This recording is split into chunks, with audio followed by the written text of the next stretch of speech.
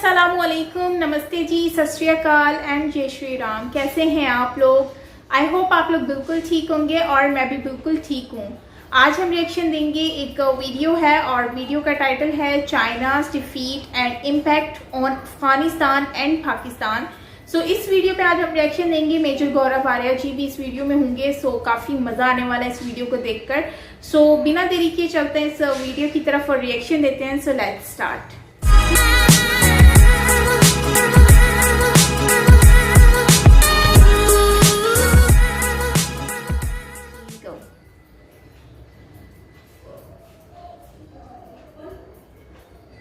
The Jaipur dialogues. Press the bell icon on YouTube and don't miss another update.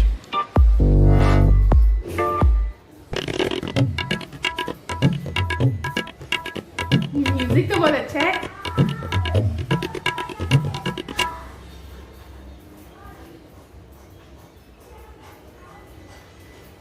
Namaste, and it is 10 p.m. and it is Jaipur Dialogues. और Jaipur dialogues में आज हमारे साथ जुड़ गए हैं आपकी भारी मांग पर चिर प्रतीक्षित मेजर गौरव आर्य। वेलकम गौरव जी, आपका बहुत बहुत स्वागत है जयपुर डायलॉग्स पे। जयपुर डायलॉग्स वाले बहुत दिनों से आपकी प्रतीक्षा कर रहे हैं। Thank you sir, thank you sir. तो आज का विषय जी कि आपका जाना पहचाना है, जी और ये बताएं, आपने भी देखा है, हम भी सारा जो जितना भी बातचीत हो रही है, जो चर्चा हो रही है, जो विमर्श हो रहा है, चीन का जो ये पीछे हटना है, जो रिट्रीट है, जो विड्रॉल है, उसके बारे में आपको लगता है कि चीन ने एक बहुत बड़ा झटका लिया है अपने ऊपर? एक तरह से कह सकते हैं कि उनकी ये पराजय है, क्या ऐसा कहा जा सकता है? बिल्कुल सर, ऐसा कहा जा सकता है, लेकिन इसके अलावा भी बहुत कुछ है इसमें जो मैं बताना चाहूँगा, अगर आपकी अनुमति हो तो। बिल्कुल बिल्कुल। पहली बात तो ये है कि चीन करने कुछ और आया था।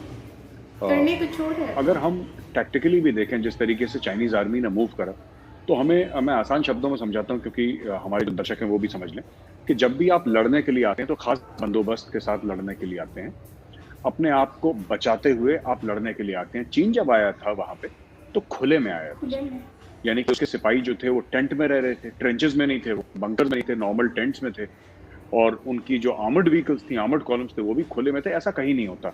अगर कोई लड़ने की मंशा से आता है तो आर्टिलरी से बचता है और आपके जो लॉन्ग रेंज के रॉकेट्स होते हैं उनसे बचता है, और एक खास तरीका होता है। तो वो पहले ही समय हमें ये पता लग गया था कि ये जिसको कहते हैं कोअर्सिव मिलिट्री डिप्लोमेसी, ये करने के लिए चाइना आए थे कि थोड़ा सा इंडिया को आंखें दिखाएंगे, हम थोड़ा सा भारत को डकाएंगे, थोड़ा सा पुश करेंगे, और हमारा हवा इतना है, चीन का हवा इतना है कि भारत डर जाएगा और इंडियन आर्मी बेचारी फिर हाथ पर जोड़ के पीछे चली जाएगी। अब ये हुआ नहीं।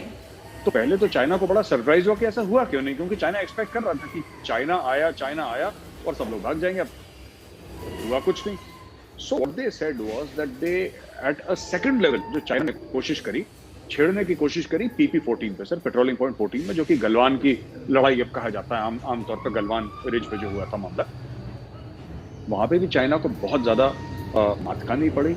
हम लोगों ने करीब 40 से 45 क्लेम करे थे चाइनीज डेड, अमेरिकन इंटेलिजेंस ने 35 रखा है, और टास जो रशियन न्यूज सर्विस है उसने बोला है कि 45 तकरीबन। हमारे आसपास ही रशियंस ने भी बोला कि इतने चाइनीज मरे।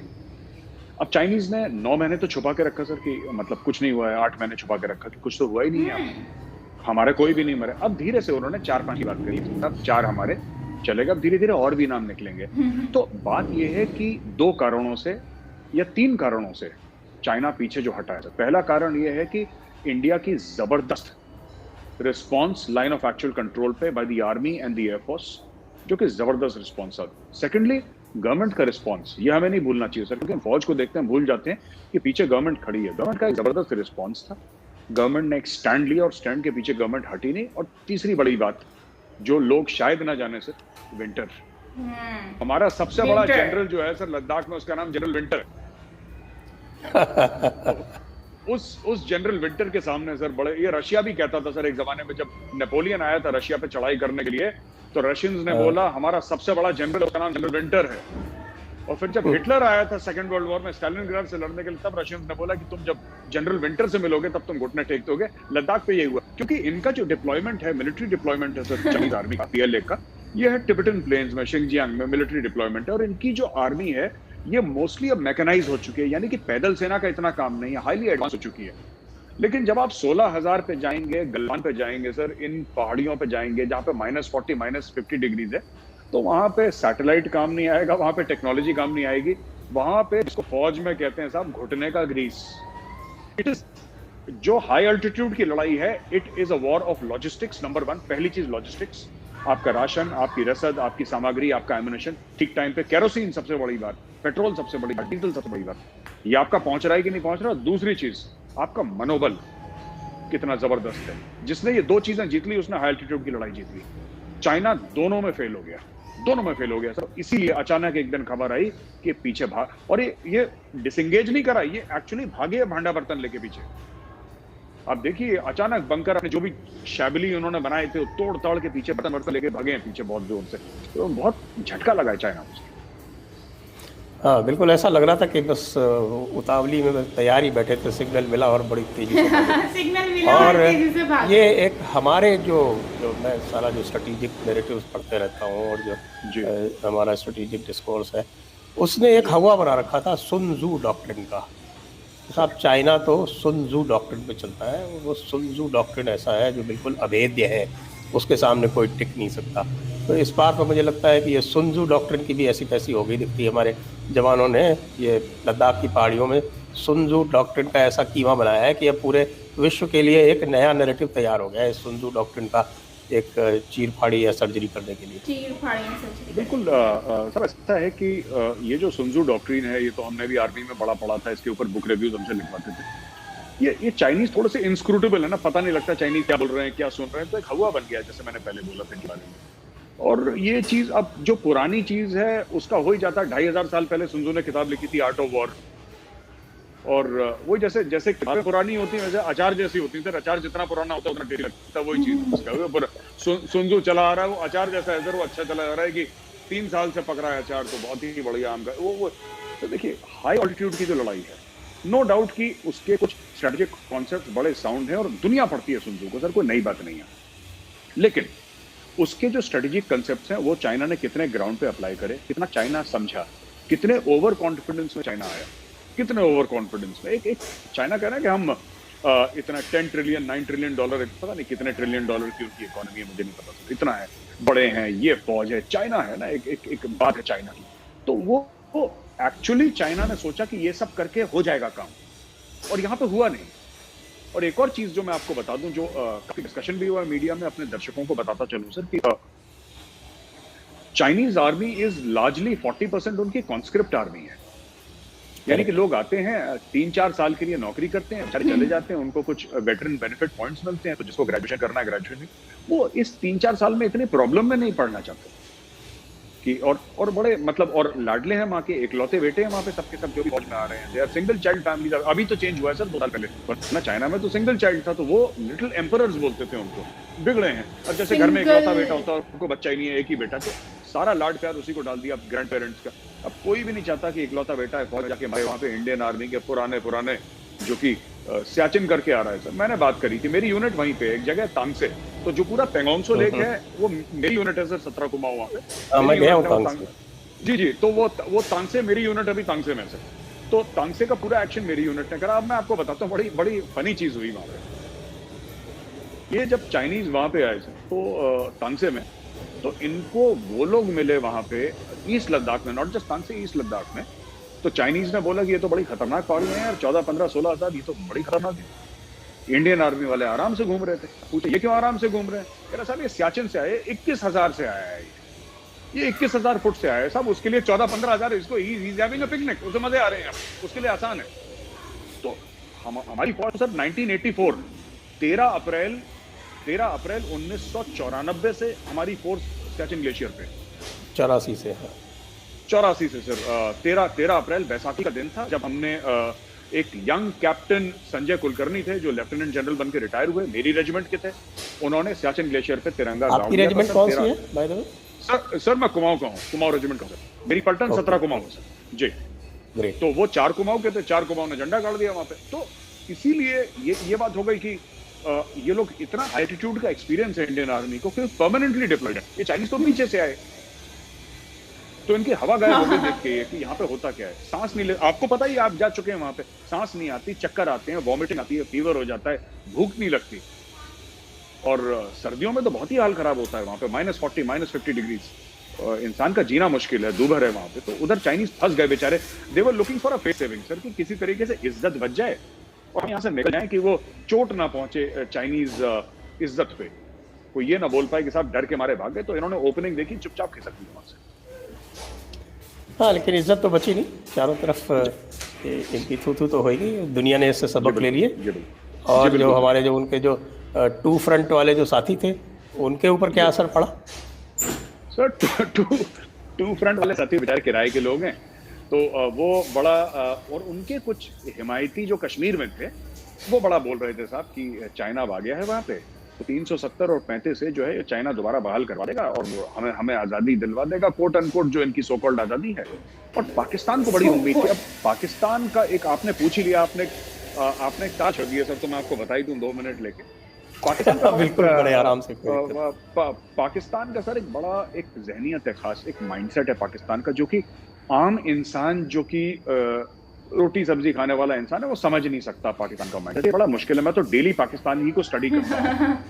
पाकिस्तान से बहुत गहरा रिश्ता जो है। वो लोग खुद कुछ ना करके हर समय उनको ये लगता है कि कोई मसीहा आएगा आसमान से जो उनको बचाएगा। वो कभी वो मसीहा अमेरिकन होता है, कभी कभी वो सऊदी अरेबिया का होता है सर, कभी कभी वो चाइनीज होता है, वो कोई भी होता है, वो एक मसीहा आएगा जो उनको बचाएगा। तो पहले उनको लग रहा था कि कश्मीर उनको अमेरिकन दिलवाएंगे, फिर उनको बोला कि सऊदी अरेबिया या OIC, organisation of Islamic cooperation दिलवाएगा, फिर उनकी उम्मीदें वाबस्ता हुई भाई चीन दिलवाएगा। किसी ने दिलवाया नहीं, तो वो बड़े डिसअपॉइंटेड हो जाते हैं सबसे, और फिर कहते हैं कि धोखा दिया चीन ने, धोखा दिया अमेरिका ने, हमारा फायदा उठाया। तो ये उनका माइंडसेट है सर। वो तो पुराना माइंडसेट है। वो कहा ना कि Pakistan is not a territory, it is an idea. तो वो जो उस आइडिया में ही चलते हैं, उनको गुलाम होने की आदत है। आजकल अब तुर्की है लेटेस्ट। एक्चुअली सर मैं आपको इंटरप्ट कर रहा हूँ यहाँ पे। मैं ये कहता हूँ कि it's not an idea, Pakistan is not a country, it is a state of mind. State of mind. जब कोई पागल होता है हम कहते हैं पाकिस्तानी हो गया, या अजीबोगरीब जो हरकतें करता है पाकिस्तानी हो गया। दिमागी हालत है, पाकिस्तान एक देश नहीं है। बिल्कुल सही है। पाकिस्तान जिसको कहते हैं ना कि साहब की अपने आप को वो जंगजू कौम मानते हैं। जंगजू कौम, हर वक्त उनके जंगजू कौम लगी रहती है कि ये तो काफिर हैं और हम एक जो है वो 10 के बराबर हैं।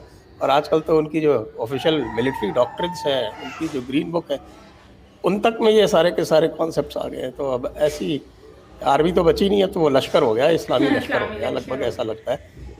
उन्होंने अपना मोटो भी चेंज कर लिया है, मोटो भी उन्होंने कर लिया है साहब, ईमान तकवा और क्या जिहाद फी सबीलिल्लाह। तो बड़ी इंटरेस्टिंग बात आपको बताऊं सर, अगर हमारे पास 2 मिनट हैं, ये हमारे पास आराम से समय की कोई कमी नहीं है जी सर। हमारे पास मैं बताता हूँ कि इनको यही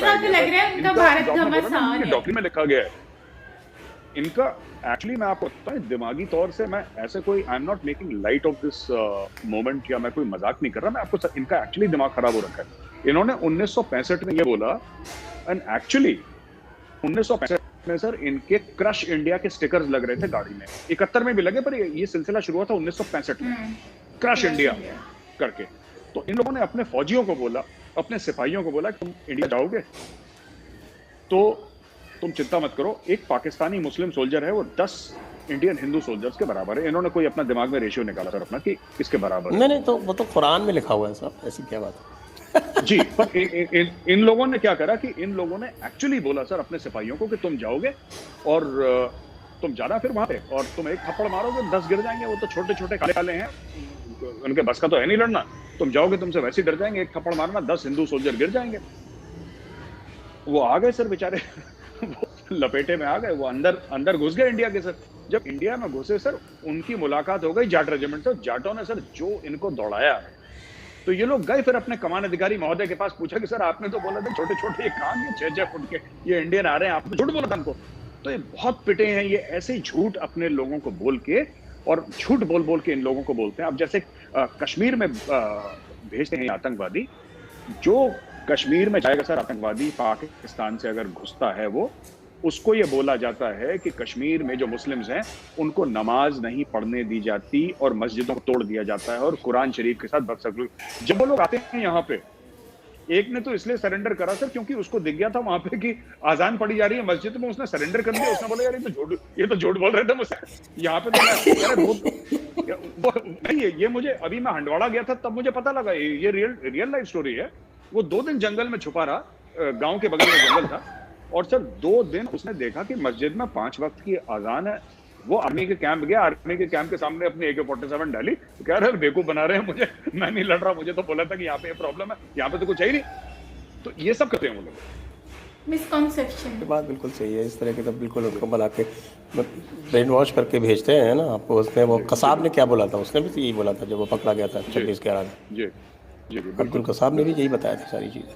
जी जी। तो अब इसको थोड़ा अगर हम और लार्जर पर्सपेक्टिव में लें कि चीन जो है उसकी हवा निकल गई और अब तो वो भारत को ब्रिक्स को होस्ट करने के लिए भी कह रहा है, जो आज की खबर है। जी और बिल्कुल।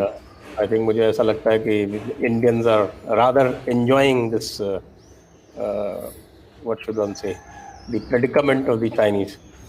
बिल्कुल लेकिन अब जो ये एक हमारे रीजन में एक जो मेजर इशू अभी चल रहा है अफगानिस्तान का, और पाकिस्तानी नेचुरली देवर थर्ली इलेटेड कि अब तो ये चाइना आ गया है, इंडिया तो चाइना में उलझ गया और इधर सब हम अब इनको जो भी इन्होंने सॉफ्ट पावर गेन करी है अफगानिस्तान में, इनको मार मार के वहाँ से बाहर कर देंगे।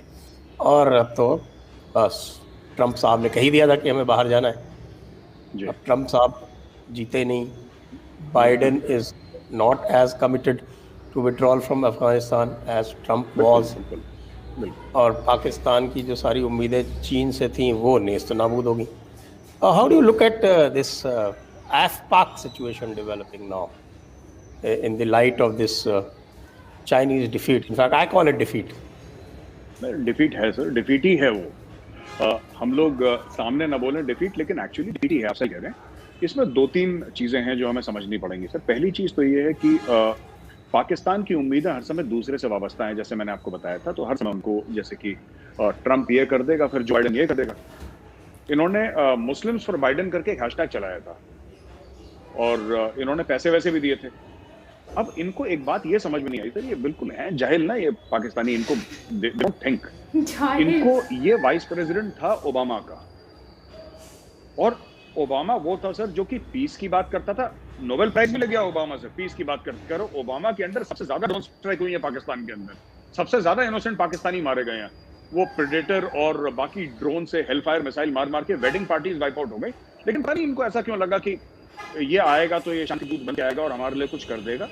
जो बाइडेन ने कुछ नहीं करना। यू आर वेरी राइट, आपका जो तर्जिया है, आपका जो एनालिसिस है, that is very accurate. He is not committed to withdrawal. In fact मुझे ऐसा लगता है कि 1-8 साल के अंदर जब वो थोड़ा सेटल हो जाएगा, थोड़ा और ट्रूप्स डाल देगा वहां पे। पहली चीज, अमेरिका का तो सिंपल फंडामेंटल है सर कि जब तक पूरी दुनिया में कलेश है तब हमारे अमेरिका के अंदर शांति है। जिस दिन दुनिया में कलेश होना बंद हो गया तो अंदर बम फूटेंगे। They want clash to be outside. That is secondly very important is that Pashtunistan की जो मूवमेंट चल रही है, आपने पाकिस्तान और अफगानिस्तान AFPAC की आपने बात कही है। जो पश्तूनिस्तान की मूवमेंट चल रही है, एक पीसफुल मूवमेंट चल रही है, पश्तून तहफ़्फ़ुज़ मूवमेंट, जिसका मंजूर पश्तीन जिसका हेड है।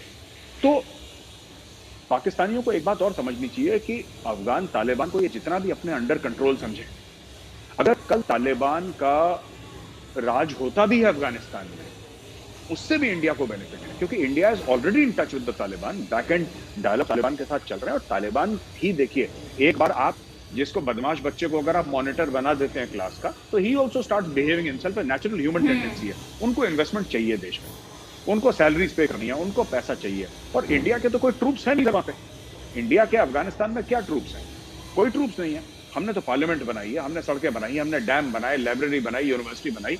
हमने कौन सा बोल दिया कि हम तुम्हारे हाथ में, बच्चों के हाथ में हथियार पकड़ा रहे हैं? That even the Taliban knows and they respect that. इसीलिए तालिबान का एक बहुत बड़ा स्टेटमेंट आया था तालिबान के स्पोक्स पर्सन से कि हम अपने नेबर्स के साथ और इमीडिएट नेबरहुड में, साउथ एशियन नेबरहुड में हम शांति चाहते हैं। Including India, we want peace with everybody. Taliban का स्टेटेड एम है, they are not interested in fighting, और तो तालिबान कभी अफगानिस्तान के बाहर गया नहीं।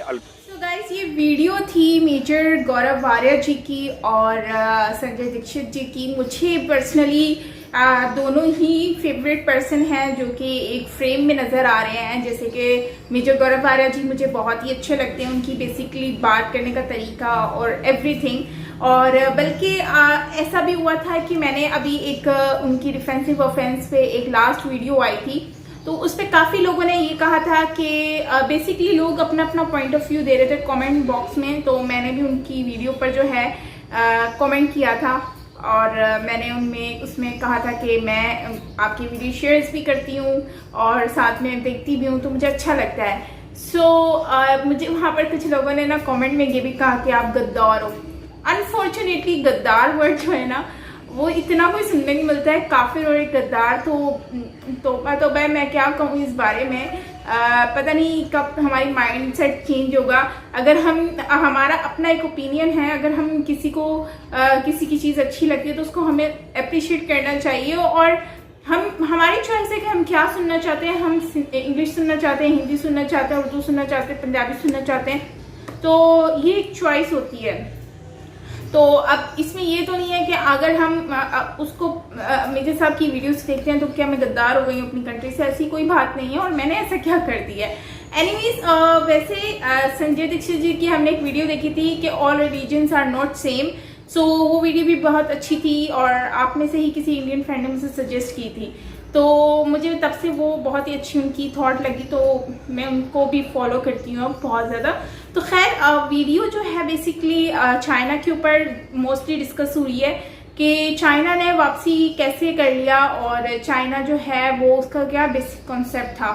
तो चाइनीज़ जो है वो इतने स्ट्रांग नहीं है, बेसिकली जो है वो उन लोगों को जो है वो सर्दी बर्दाश्त नहीं हुई, जिसकी वजह से वो भाग गए।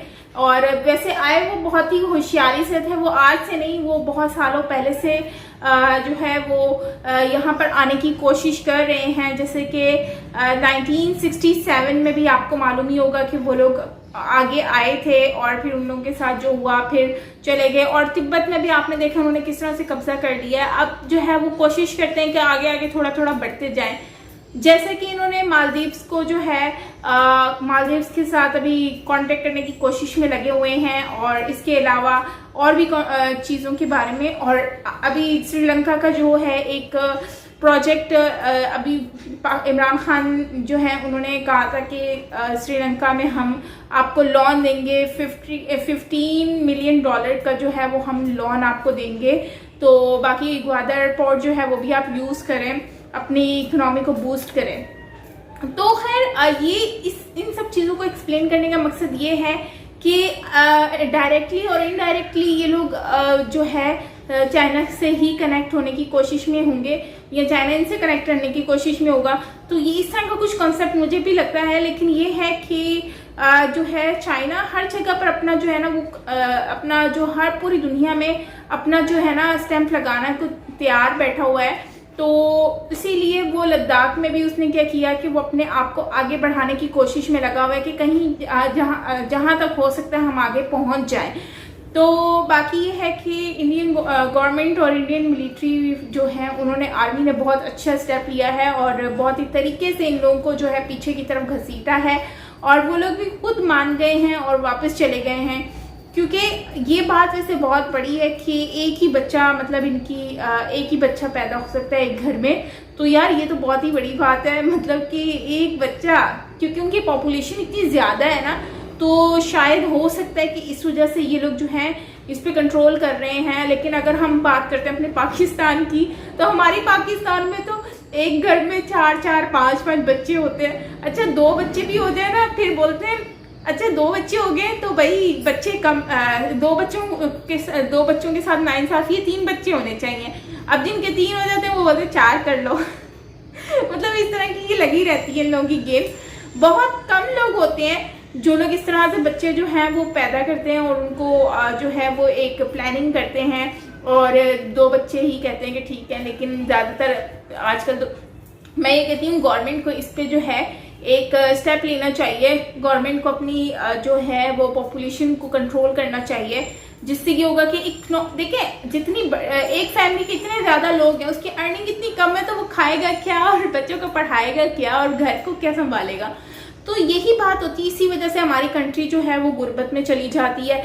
तो उसके लिए ये होता है कि सोर्स ऑफ इनकम अगर हो तो फिर कोई मसला नहीं होता, आप लोग हमारी तरफ से 100 पैदा कर लो, कोई मसला नहीं है, लेकिन हर चीज़ को मैनेज करना पड़ता है। तो अब यही है कि सर्कमस्टेंसेस हैं ऐसे कि कुछ खाने को ना हो और आप इतने बच्चे पैदा करके रख लो तो संभाले भी ना जाए, तो ये सारी चीज़ें होती हैं। तो फिर बाद में वही बच्चे जो होते हैं बड़े होकर कोई 12 साल की 8 साल की जो एज में जाके वो मजदूरियां कर रहे होते हैं। तो ये अनफॉर्चुनेटली पेरेंट्स को सोचना चाहिए कि हम उनके पैदा तो कर रहे हैं, उनका मुस्तकबिल क्या होगा। तो खैर मैं कहाँ पर चली जाती हूँ, टॉपिक ये होता है और चली जाती हूँ वहाँ पर। तो खैर चाइना से ही हम बात करते हैं कि एक बच्चा वहाँ पर पॉलिसी ऐसी है, तो हमारी कंट्री में भी ऐसी पॉलिसी होनी चाहिए, मतलब 2 या 3 की पॉलिसी तो एटलीस्ट होनी चाहिए। तो खैर बात करते हैं लद्दाख की। तो चाइना ने बड़ी होशियारी से आगे आने की कोशिश तो की थी, लेकिन उनसे वो कंट्रोल नहीं हुई। सर्दी जाहिर सी बात है, बहुत ज़्यादा सर्दी होती है और सर्दी तो वो लोग बर्दाश्त नहीं कर सकते। वो लोग इंटरनली मुझे नहीं लगता कि वो इतने स्ट्रॉन्ग होते हैं जितना वो दिखते हैं। उनकी तो स्किन ही इतनी बच्चों जैसी होती है, फीमेल्स जैसी उनकी स्किन होती है, नाजुक नाजुक सी। अक्सर मॉल में मैंने उनको देखा है और एक तो है मेरे जानने वाले भी, तो वो भी ऐसे ही है और मतलब कि उनकी स्किन बिल्कुल डिफरेंट होती है।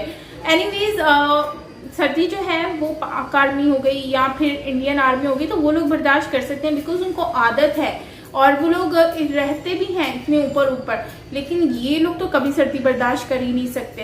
तो और पता नहीं कितने लोग बेचारे जो हैं वो सर्दियों में जाने गवा बैठते हैं। तो ये चाइनीज़ तो डर के मारे ही भाग जाएंगे, वैसे भी ये बहुत ज़्यादा डरते हैं, मैंने ये चीज़ नोट की है। तो खैर कहने का मतलब ये है कि अब ये गए तो हैं लेकिन दोबारा से भी लौटेंगे। अब लौटेंगे तो उसमें इन लोगों की बड़ी प्लानिंग होगी और ये बड़ी फुल तैयारी के साथ आएंगे, ताकि इनका जो है इनके माइंड में ये कि जैसे इन्होंने तिब्बत के ऊपर कब्जा कर लिया है तो इस तरह से अब जो है अब इस पे भी हम लोग कब्जा करते हैं, यहाँ पर इस एरिया को कंट्रोल कर लेते हैं। तो इस तरह का कुछ इनके माइंड में चल रहा होगा। बाकी जो है जो ओसामा बिन लादेन को इन लोगों ने कहा था कि हमारा जो है ओसामा बिन लादेन जो है वो तो हमारा हीरो है, परवेज़ मुशर्रफ ने कहा था। और मतलब कि इस तरह के जब हम स्टेटमेंट सुनते हैं अपनी कंट्री में और फिर हमारी गवर्नमेंट जो है वो इस तरह की जो लोग हैं जो लोग कंट्री में टेरर फैलाते हैं या फिर आउट ऑफ कंट्री में, तो हम उन लोगों को ये बात बोलते हैं कि वो लोग हमारे हीरो हैं, या फिर वो लोग जो पेशावर में इस तरह के इंसिडेंट क्रिएट करते हैं। तो जो पेशावर में जिसने इंसिडेंट जिसने एक्सेप्ट भी किया था कि यह हमारे अंडर में ही हुआ था, तो उस बंदे को भी इन्होंने जो है वो अब सुनने में आ रहा है कि वो फरार हो चुका है अपनी यहाँ से। तो यार इस तरह की चीज़ें जो हैं वो हमें बहुत सारी सुनने को मिलती हैं और मतलब कि वो उसको फैसिलिटीज़ प्रोवाइड करते हैं, हर तरह की चीज़ें हो रही हैं और फिर वो उसको इंटरनेट तक प्रोवाइड किया जा रहा है, हर चीज़ वो इजीली यूज़ कर रहे हैं। तो जब हमारी कंट्री में इस तरह से लोगों को इस तरह की फैसिलिटीज़ दी जाएंगी तो मैं यही कहूँगी कि अब जैसे कि काफ़ी इसमें न्यूज़ भी आ रही थी कि सुनने में आ रहा था कि उन लोगों के ऊपर इन्वेस्टिगेशन होगी, अभी उस पर रिसर्च हो रही है कि ये बेसिकली कौन थे, क्या था मामला सारा। तो ये लोग तब कहाँ पर होते हैं जब हमारी कंट्री में इस तरह के लोगों को जो है ये सारी चीज़ें जो है वो प्रोवाइड की जा रही होती हैं। और ओसामा बिन लादेन जैसे इंसान को जो है ये लोग अपना जो है वो कहते हैं कि हमारा हीरो है, जो कि जिसके खून से रंगे हुए हाथ होते हैं, लोगों की मासूम लोगों की ज़िंदगियों को बर्बाद, कितनों के बच्चे, कितने के बेटे, कितनों की शौहर जो हैं हस्बैंड, उनको जान से मार दिया जाता है और फिर बोलते हैं कि ये हमारे जो हैं ये आइडियल हैं। और जो हमारी कंट्री में जिन लोगों ने इतने काम किए, अहम काम किए हैं, आप देखें ईदी सत्तार जी जो हैं उन्होंने पूरी ज़िंदगी अपनी सादगी में गुजारी, लेकिन उन्होंने इंसानियत के नाते इतना काम किया है कि आज तक उनके नाम पर गाड़ियाँ चलती हैं, यतीम बच्चे जो होते हैं उन लोगों को खाना पीना, उनकी रिहाइश, हर चीज़ को मैनेज किया जाता है। एक फाउंडेशन है ईदी के नाम से, तो वो सारी चल रही हैं। तो उसके पीछे क्या है कि ये गवर्नमेंट जो है ये काम गवर्नमेंट का है, लेकिन ईदी सत्तार जो है उन्होंने ये किया है, अल्लाह ताला उनकी मग़फ़िरत फरमाए, आमीन। तो ये सारी चीज़ें होती हैं। बाकी देखते हैं कि इन लोगों को तो कोई इतना याद करता नहीं होगा, लेकिन हाँ वो हमारे हीरो हैं जिन्होंने लोगों के खून से रंग जो हैं हाथ भर दिए हैं अपने, और फिर भी उन लोगों को मेडल मिलना चाहिए यार। क्यों? क्योंकि वो तो हमारे हीरो हैं, ये परवेज़ मुशर्रफ खुद कह रहे थे। तो अनफॉर्चुनेटली हमारी कंट्री में ऐसी चीज़ें भी हमें देखने को मिलती हैं, बजाय इसके कि हम इसको ख़त्म कर रहे हैं, हम इनको यहाँ से हटा दें। मतलब ये एक कलंक है हमारी कंट्री के लिए कि हम लोगों ने इस तरह की चीज़ों को जो है वो अपने सामने लाकर रखा हुआ है। तो बाकी है कि पूरी दुनिया की इसी वजह से हमारे ऊपर नज़र है, इसलिए नहीं कि हम बहुत ज़्यादा तरक्की कर रहे हैं, हमारी कंट्री बहुत आगे जा रही है, बल्कि इसलिए क्योंकि हम जो हैं इन मामलात में घेरे हुए हैं, इनको सॉर्ट आउट नहीं कर रहे हैं। सो खैर ये थी हमारी आज की वीडियो गाइस। आई होप कि आपको अच्छी लगी होगी। मुझे भी अच्छी लगी, काफ़ी अच्छी थी, क्योंकि दोनों ही मेरे फेवरेट पर्सन जो है वो एक ही फ्रेम में थे। तो खैर ये थी हमारी आज की वीडियो। मिलते हैं नेक्स्ट वीडियो के साथ, तब तक के लिए अपना ख्याल रखिएगा। और मैंने कराची व्लॉग अपलोड किया हुआ है यूट्यूब पर, साइमा रिएक्शन चैनल पर, लिंक मैं डिस्क्रिप्शन में लाजमी दे दूंगी। तो प्लीज़ जाइए, सब्सक्राइब कीजिए, लाजमी देखें और अपना ओपिनियन ज़रूर शेयर करें कि आपको वीडियो कैसी लगी, क्या चीज़ आपको सही लगी। तो खैर पिन भी कर दूंगी कमेंट में उसका लिंक, तो आप ज़रूर देखिएगा। मिलते हैं नेक्स्ट वीडियो के साथ, अपना ख्याल रखिएगा। This is me Saima Peerzada, bye bye.